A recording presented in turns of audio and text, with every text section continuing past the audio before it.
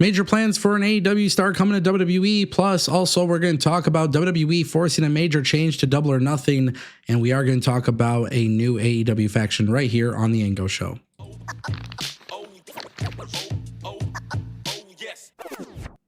All right, guys, I want to kick things off talking about Brody King.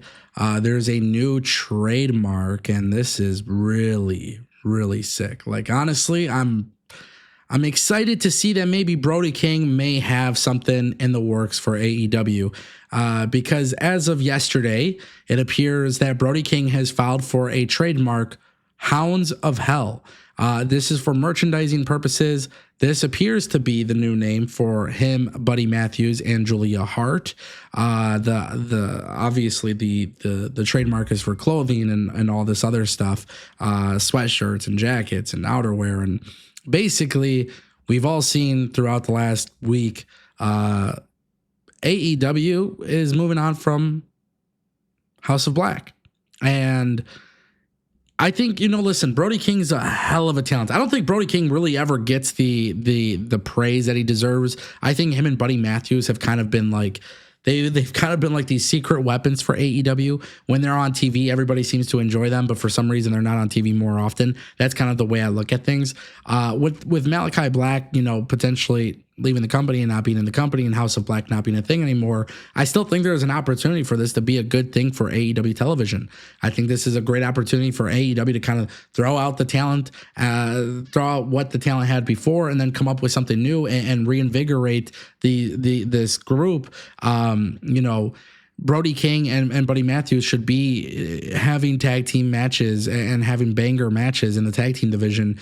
Julia Hart should be somebody that is competing for the AEW World Championship for the women's division. So for me personally, I like the idea of them doing this.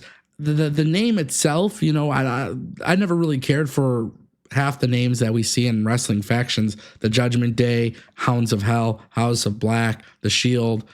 But it's what the group does that makes the name, right? It's not the name that makes the group. It's the group that makes the name. So I really hope AEW kind of finds a way to, hey, Malakai Black's not going to be there anymore. Let's figure out a way to make this group feel a little bit different, make them look a little bit different, maybe have a little bit of a different presentation about them. And then obviously they can go from there, and we'll see what happens. But yeah, Brody King, Buddy Matthews, hopefully they are being given an opportunity to really shine in this company. And obviously Julia Hart as well. And listen, Tony Khan, this is an opportunity. You want to start fresh? Do it here. Do it with this group. Your tag team division is suffering. It's struggling. Do it here and let them pop off. AEW Double or Nothing. A lot of people have been concerned whether or not they would be counter-programmed by the WWE, and obviously we talked a little bit about this the other day. Usually WWE and AEW do counter-program each other here. AEW has yet to announce Double or Nothing this year. However, we found out some new information. Meltzer has confirmed that AEW was not planning on doing a pay-per-view that day, and they were actually planning on doing it the Sunday after. So obviously, Double or Nothing is usually on Saturdays, and then the way WWE would counter-program Double or Nothing would be with a pay-per-view from NXT. As of right now, Saturday night's main event is scheduled to take place on that Saturday, but the day after will go to Double or Nothing. So Dave Meltzer is not really confirming much more information than that, but I think it is safe to say at this point that WWE is forcing a major change for AEW. I think AEW is paying very close attention to when WWE is doing Saturday night's main event. Obviously, with WWE doing Saturday night's main event and it's on free TV, plus it's also being simulcasted on Peacock, there is a lot of opportunity for AEW to be impacted by that. AEW clearly doesn't want to be impacted by WWE and their programming. AEW really can't afford to be counter-programmed at the moment. So this is actually a good thing. This is a good thing for us wrestling fans. We win, you win, I win, you win. Like, that's honestly how I feel about this. Because here's what you guys need to remember. Saturday, you could watch Saturday night's main event. Sunday, you could watch Double or Nothing. If there is an NXT pay-per-view that weekend and it happens on Sunday, then there's just more wrestling for everybody. But WWE is building up these Saturday night main events as like PLEs, honestly. And so far it's been good to see. And we'll see what else they do with the one next week in San Antonio. But for me personally, I think it's a win-win when counter programming isn't really that much of an issue.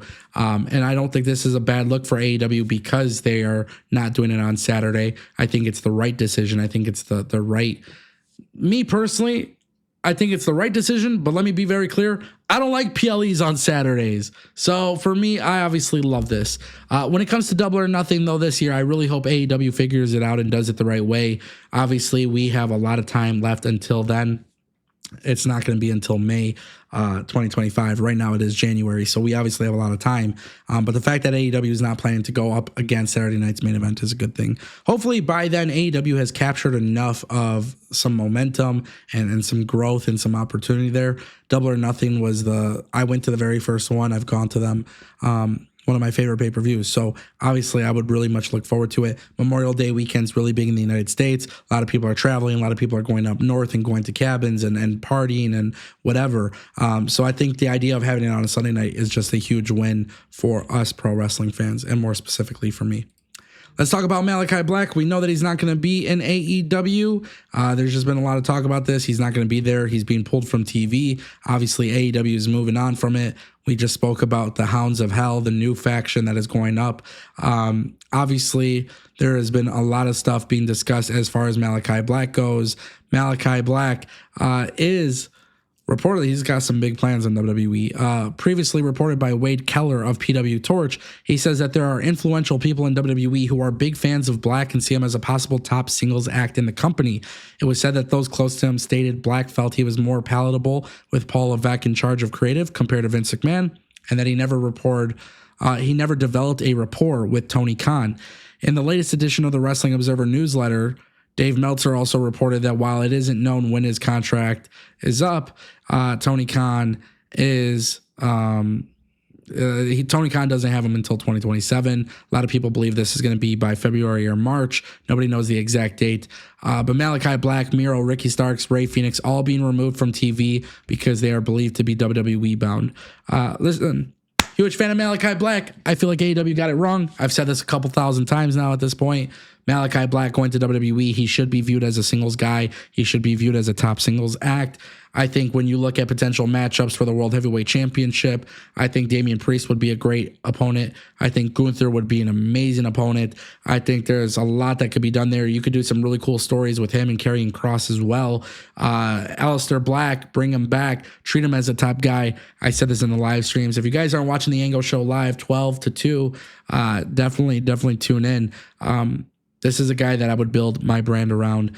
Vince McMahon got it wrong. Tony Khan got it wrong. The only guy that ever got it right is Triple H, and coincidentally, he's running WWE now. So let me know what you guys think in the comment section down below, and I'll see you next time.